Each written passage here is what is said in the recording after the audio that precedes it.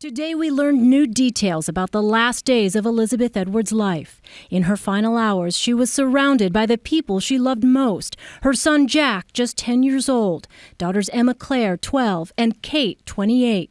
Also there, her estranged husband, John, and a handful of close friends, including Jennifer Palmieri, who spoke about Edwards' children. To say that she prepared them for her death, I don't think is really correct. I think what she wanted to do was prepare them to live a good life. Edwards was determined that her last days with her children be joyful. She was able to have normal, good night, Mom, going to, come and give her kids, go to school. It was not a sad place.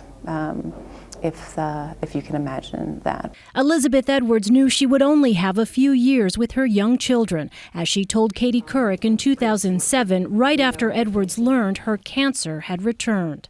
I've often said that the most important thing you can give your children are wings, because you're not going to always be able to bring food to the nest. Sometime they're going to have to be able to fly by themselves. Although a successful lawyer in her own right, Edwards built her life around her children.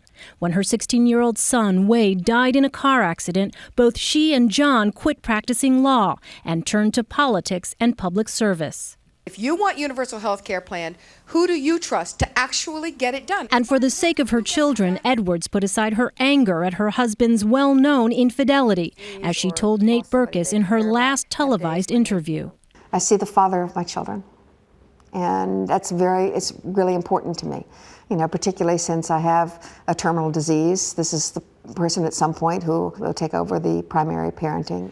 Elizabeth Edwards' funeral will take place here Saturday at the family church in Raleigh. She will be buried at a cemetery next to her son Wade.